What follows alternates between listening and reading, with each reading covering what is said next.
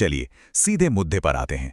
जब भी हम प्राचीन स्पार्टा के बारे में सोचते हैं तो हमारे दिमाग में बस तलवारों, ढालों और खूंखार योद्धाओं की तस्वीर छप जाती है ना? लेकिन आज के इस विश्लेषण में हम स्पार्टा को एक बिल्कुल अलग और नए नजरिए से देखने वाले हैं। जरा सोचिए, क्या हो अगर हम इसे इतिहास की सबसे बेहतरीन केस स्टडी माने। एक ऐसी केस स्टडी जो हमें सिखाती है कि एक एलीट हाई परफॉर्मेंस कल्चर असल में कैसे बनाया जाता है। ये सिर्फ युद्ध की बात नहीं है, ये एक ऐसा माइंडसेट तैयार करने के बारे में है जिसे तोड़ना लगभग नामुमकिन हो। एक ऐसा ऑर्गेनाइजेशनल ब्लूप्रिंट जिसने एक छोटे से नगर राज्य को दुनिया की सबसे ताकतवर और अनुशासित फोर्स में बदल कर रख दिया। तो चलिए इस मास्टर क्लास को शुरू करते हैं। आज की हमारी इस चर्चा का रोड मैप बहुत ही क्लियर है। सबसे पहले हम इस प्राचीन हाई परफॉर्मेंस कल्चर की नींव को समझेंगे, फिर उनके साझा नेतृत्व मॉडल यानी शेयर्ड लीडरशिप को डिकोड करेंगे। तीसरा, हम बात करेंगे अगोगे की, जिसने ये अटूट लचीलापन तैयार किया। चौथा, हम थर्मोपाइले की उस ऐतिहासिक मिसाल को देखेंगे जो बेहतरीन टीम एकता को दर्शाती है। और अंत में स्पार्टन संगठनों की उन खासियतों को समेटेंगे जिन्हें आज भी अप्लाई किया जा सकता है। तो सेक्शन 1, एक प्राचीन हाई परफॉर्मेंस कल्चर। आइए देखते हैं कि इस बेहद अनोखे और अनुशासित सिस्टम की शुरुआत आखिर हुई कैसे। अगर हम स्पार्टा की टाइमलाइन पर एक नज़र डालें तो ये किसी आधुनिक कॉरपोरेशन के लाइफ साइकिल जैसा लगता है। इसकी शुरुआत लगभग 9वीं शताब्दी ईसा पूर्व में हुई, जब डोरियंस ने इसे स्थापित किया। धीरे धीरे अपनी कड़ी मेहनत से ये एक डोमिनेंट मिलिट्री स्टेट बन गया। इनका पीक आया 431 से 404 ईसा पूर्व के बीच, जब इन्होंने पेलोपोनेशियन युद्ध में शक्तिशाली एथेंस को धूल चटा दी। लेकिन जैसा कि हर बड़े साम्राज्य के साथ होता है, 371 ईसा पूर्व में ल्यूक्ट्रा के युद्ध में एक भयानक हार के बाद इनका पतन शुरू हो गया। अब इसे समझने के लिए स्पार्टा के सामाजिक ढांचे को देखते हैं। ये पूरी तरह से एक सख्त पदानुक्रम यानी बहुत ही रिजिड हायरार्की पटेका था। इसे हम आज के दौर के 3 अलग अलग डिपार्टमेंट्स की तरह समझ सकते हैं। सबसे ऊपर थे स्पार्टियट्स, ये मुख्य नागरिक थे जिन्हें हम कोर टीम कह सकते हैं। इनका इकलौता फोकस था मिलिट्री एक्सीलेंस, बस और कुछ नहीं। उन्हें सपोर्ट करने के लिए थे पेरियोकोइकी, ये स्वतंत्र व्यापारी और कारीगर थे, एक तरह का एक्सटर्नल सपोर्ट स्टाफ। और सबसे नीचे थे हेलॉट्स, जो दुर्भाग्य से गुलाम मजदूर थे और खेती से लेकर सारा शारीरिक श्रम करते थे। इस कड़े बंटवारे का फायदा यह हुआ कि जो कोर टीम थी वो बिना किसी और डिस्ट्रैक्शन के अपना 100% परफॉर्मेंस दे पाती थी। सेक्शन 2, साझा नेतृत्व मॉडल। अब बात करते हैं उनके गवर्नेंस सिस्टम की, क्योंकि बिना एक सॉलिड लीडरशिप के कोई भी कल्चर सरवाइव नहीं कर सकता। आज के दौर में भी कई organisations single point of failure से जूझती हैं, यानी सारी पावर एक ही इंसान के हाथ में होना। लेकिन स्पार्टा ने इसे बहुत ही शानदार तरीके से हैंडल किया। उन्होंने पावर को सेंट्रलाइज होने ही नहीं दिया। वहां डुअल किंगशिप थी, यानी 2 राजा एक साथ गद्दी पर बैठते थे। ये प्राचीन समय का चेक्स एंड बैलेंसेस का एक बेहतरीन एग्जाम्पल है। और सिर्फ राजा ही नहीं, उनके साथ एफर्स नाम के प्रशासनिक अधिकारी भी होते थे जो रोजमर्रा के ऑपरेशंस को रन करते थे। मतलब स्ट्रैटेजी और एग्जीक्यूशन का एकदम परफेक्ट बैलेंस।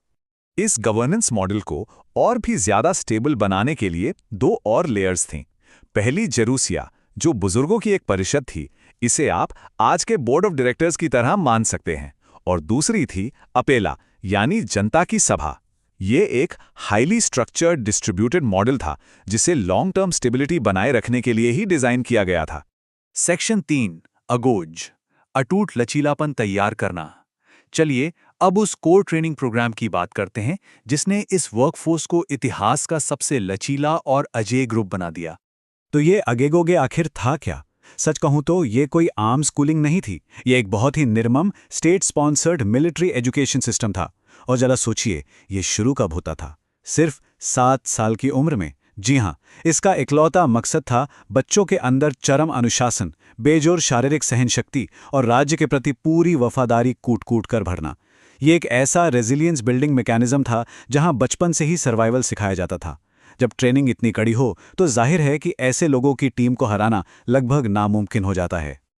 और एक बहुत ही दिलचस्प बात, ये हाई परफॉर्मेंस माइंडसेट सिर्फ पुरुषों तक सीमित नहीं था।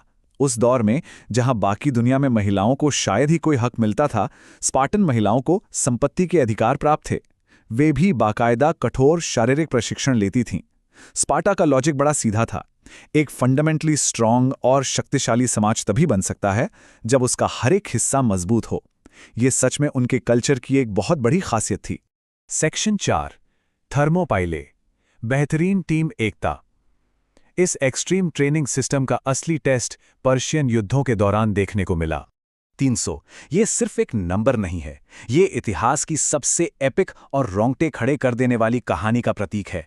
राजा लियोनिदास प्रथम और उनके एक छोटी सी एलीट यूनिट, जो एक विशाल और खूंखार फारसी सेना के सामने डटकर खड़ी हो गई थी।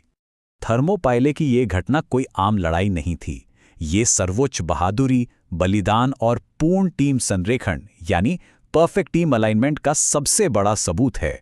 इस लड़ाई ने साबित कर दिया कि जब एक टीम का लक्ष्य एक हो और उनकी ट्रेनिंग इतनी इंटेंस हो, तो वे असंभव सी दिखने वाली परिस्थितियों के सामने भी दीवार बनकर खड़े हो सकते हैं। ये टीम यूनिटी का अल्टीमेट उदाहरण है। सेक्शन 5, स्पार्टन संगठनों की विशेषताएं। तो इतिहास के पन्नों से निकलकर आज के दौर में आते हैं। एक आधुनिक वर्कप्लेस इन सब चीजों से क्या सीख सकता है? अगर हम इनकी सफलता को कुछ पॉइंट्स में समेटें तो वो 4 मुख्य पिलर्स पर टिकी थीं। पहला, एक बड़ा पर्पस या देशभक्ति जिस पर पूरी टीम भरोसा करे। दूसरा, चरम बलिदान यानी टीम के गोल के आगे अपनी व्यक्तिगत इच्छाओं को पीछे रखना। तीसरा, अटूट अनुशासन जो रोज के काम में दिखे। और चौथा, एक मेटिक्युलस या सूक्ष्म संगठन जहां हर किसी को अपना रोल क्लियरली पता हो। आज भी किसी भी एलीट टीम को खड़ा करने के लिए ये 4 चीजें बिल्कुल फंडामेंटल हैं। लेकिन रुकिए, हर केस स्टडी की तरह यहां भी एक कैच है। इतनी ताकत और इतने अनुशासन के बावजूद स्पार्टा का सिस्टम कोलैप्स हो गया। क्यों? क्योंकि उनकी सबसे बड़ी ताकत ही उनकी जानलेवा खामी बन गई। उनका पूरा सिस्टम गंभीर कठोरता और हेलॉट्स यानी गुलाम श्रम पर टिका था। इस अत्यधिक निर्भरता और अपनी रिजिडिटी के कारण वो समय के साथ खुद को बदल नहीं पाए, अडैप्ट नहीं कर पाए। और एक ऐसा सिस्टम जो इतना कठोर हो कि झुक ना सके, उसका टूटना तय होता है। और यहीं पर हम एक बहुत ही गहरे सवाल पर आके रुकते हैं। स्पार्टा के उस कठोर अनुशासन ने दुनिया के सबसे महान योद्धा तो बनाए, लेकिन उसी ने उन्हें खत्म भी कर दिया। तो आधुनिक दौर के लीडर्स के लिए यहां सोचने वाली बात यह है, फायदेमंद अनुशासन और विनाशकारी कठोरता के बीच वो बारीक लकीर कहाँ है? किसी भी ऑर्गेनाइजेशन में कितना स्ट्रक्चर बहुत अधिक हो जाता है? ये एक ऐसा सवाल है जो हर लीडर को खुद से पूछना चाहिए। और इसी विचार के साथ स्पार्टन प्लेबुक का हमारा ये विश्लेषण यहीं पूरा होता है।